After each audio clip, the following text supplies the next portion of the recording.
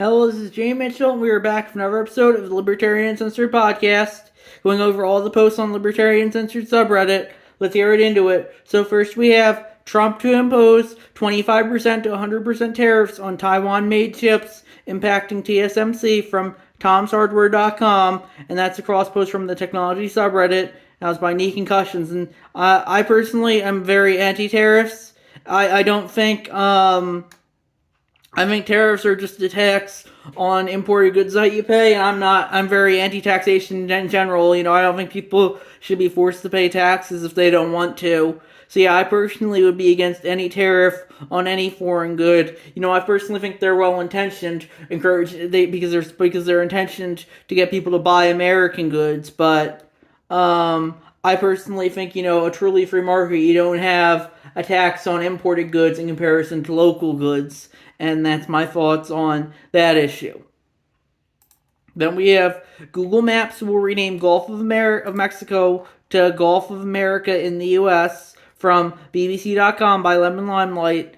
And I personally don't really care for Trump's grandstanding over changing it to the Gulf of America, but if people want to call it the Gulf of America, I think they should be able to do so. Call it whatever you want to. Call it the Gulf of McGillicuddy for all I care. It's each individual should be able to call it whatever they want to, and that's my thoughts on that issue. Then we have Ohio AG Dave Yost to Costco. Drop your diversity programs or else from BeaconJournal.com posted by Maddie O'Clock. And yeah, I personally don't really care for the DEI programs, but ultimately I don't think the state should be pressuring private companies to not do them if they still want to.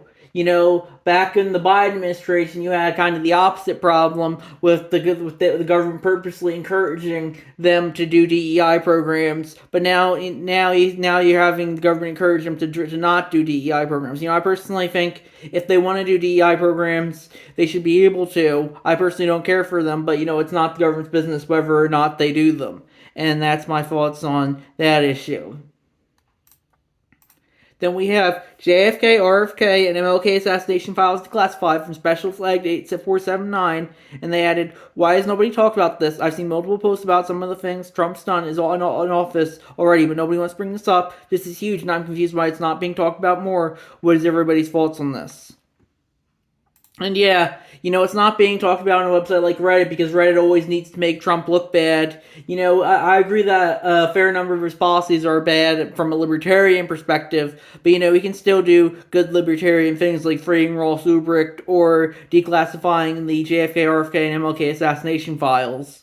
And yeah, I personally think, if Joe Biden did it, Reddit would be patting him on the back for that, but since the bad orange man did it, it's just going to be swept under the rug. And that's my thoughts on that issue.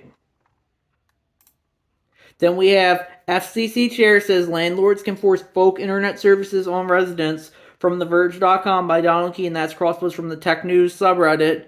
And yeah, I personally wouldn't really care for if my landlord forced bulk internet service requirement on me, but ultimately people in positions of authority should be able to do what they want to. The government shouldn't have any say in it. I think this is very much a libertarian position. If the landlord does want to force bulk internet service on you, you might just have to cope with it or switch to another landlord because that's the free market. The government shouldn't be determining what landlords can and can't do.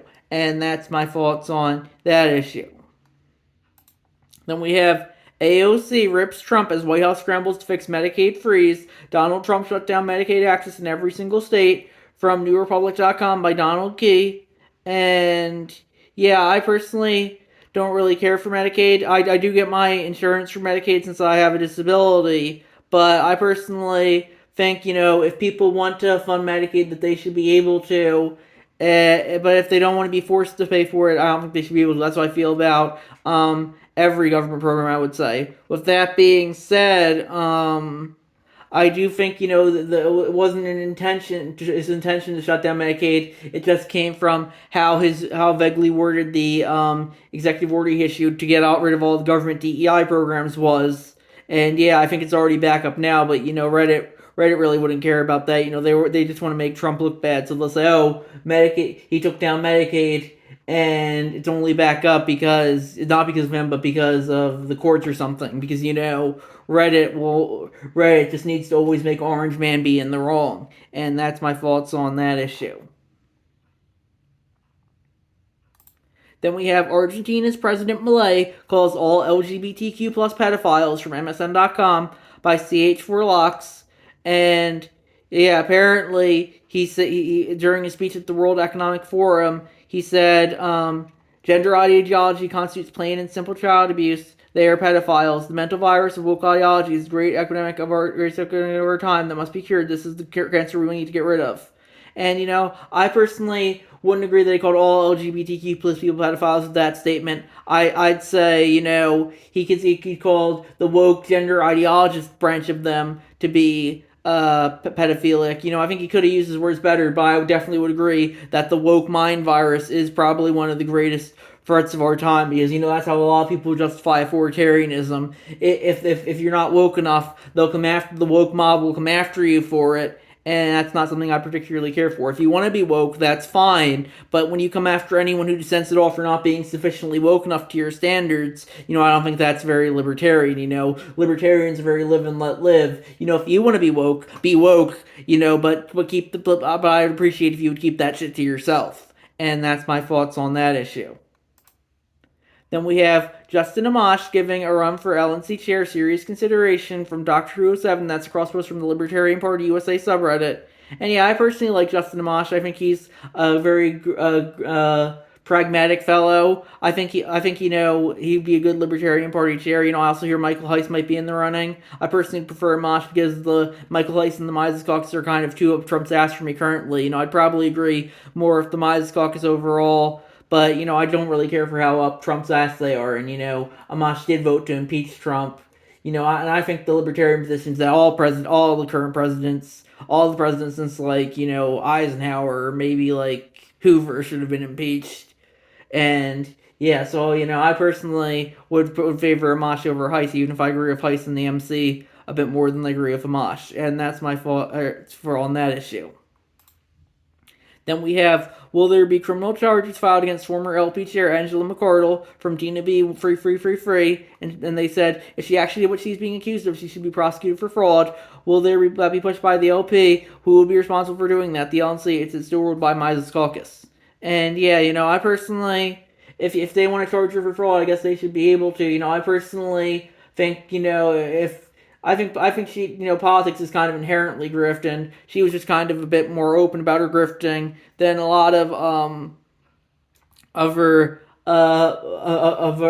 past chairs of the LNC.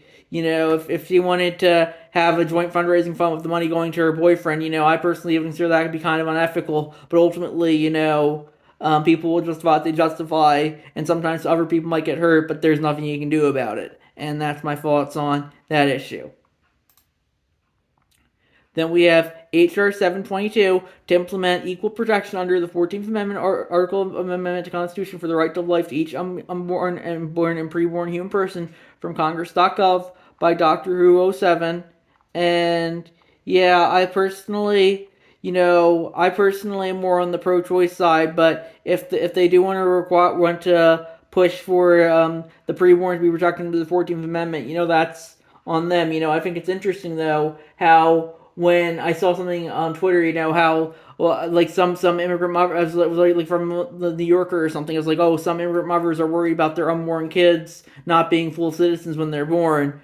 But it's interesting how when they're in the in group of immigrants, that suddenly that it's a person, but when it's just for the abortion narrative, then it's not a person. I personally am more on the pro-choice side, as I said. If people should be able to do whatever they want to their own bodies. But I can see an argument for getting rid of being against super late term abortion if the fetus could live independently of the mother, and that's my thoughts on that issue. Then we have White House rescinds freeze on federal grants and reversal from WashingtonPost.com by Donald Key. And yeah, I personally don't really care for that. I don't think the federal government should be spending money on any programs that people don't consent to. But with that being said, I don't think there was ever really a plan to freeze them. I think it was just supposed to get rid of DEI, but Trump worded the executive order too poorly. And yeah, that's my thoughts on that issue. Then we have Protecting Children from Chemical and Surgical Mutilation in the White House. Original title from whitehouse.gov by Dr. 07. And yeah, I personally don't would support that. People left to say, oh, it's not happening, but now they're crying over this new executive order that Trump has. But I personally think it's not really the government's job. I personally would consider not non-life saving surgery for kids to be child abuse, and that includes circumcision, I would say. But ultimately, people will justify what they justify. So I personally would agree with this, but I don't think it should be the government's job telling doctors what they can and can't do. Even if I personally think that a lot of what is marketed as gender affirming care will be seen like how we view lobotomies in the future. Because that we viewed those as healthcare as well back in like the 40s and 50s, and look how that turned out. Then we have Iowa Attorney General vows to look at all available options if Koska refuses to ditch DEI. Follow our Constitution from FoxNews.com by Ninja Lover, and they added, I was asked previously why I posted the other story about Koska standing up to the authoritarian rhetoric of the GOP. Well, here you go. And yeah, as I said earlier, I think if Costco does want to do DEI, I personally think that they shouldn't. But it's a private company; it can do what it wants as long as it's not hurting anyone else. But the government shouldn't be telling them what they can and can't do. As I said earlier, if Biden, they pretty much encourage companies to do DEI, and I don't think that's the right answer either. And that's my thoughts on that issue. Then we have Declassified CIA Guide to Sabotaging Fascism is suddenly viral from 404media.co posted by Ninja Lover. And yeah, I personally think that's more of Herder, Trump's a fascist. You've been hearing that for for pretty much every day of this past decade. But I think if people want to sabotage fascism, they should be able to. And yeah, if they want to consider Trump a fascist and try and sabotage his government, they should be able to. But that being said, I would consider pretty much every president since like World War II to be a fascist. But because fascism, communism, authoritarianism, all pretty much the same thing to me. But so yeah, I would consider them all pretty much to be fascist. But there's a reason this trend's under Trump and not under Biden, even though I would argue Biden is as much a fascist as Trump is. And that's my thoughts on that issue. Then we have Elk Grove Police granted first ever FAA waiver to fly Flock Aerodrome Drone as first responder up to 400 feet of full city coverage from policeone.com by Ninja Lover, and they added a drone at 400 feet is 4 times the field of view as one at 200 feet. This means faster, more effective searches for suspects. And yeah, I personally don't care for that. I don't think the police should have access to all the tools because they could use them overly authoritarian and spy on people, especially when they can fly drones that high. They can probably see whatever they want to.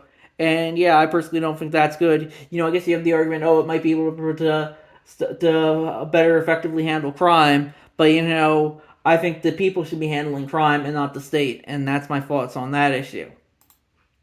Then we have Trump signed executive order to build migrant detention camp in Guantanamo Bay from CH for Locks. That's cross borders from the economic collapse subreddit. It's a video of Trump speaking on Newsmax about the new executive order, and I personally would disagree with that. I personally think the U.S. should get rid of Guantanamo Bay entirely. But that being said, if the government does want to send whoever it wants to there, ultimately they have the monopoly on force to do whatever they want to, and that's my thoughts on that issue. So I think we're going to wrap it up there. I'll see you guys in the next episode. Bye.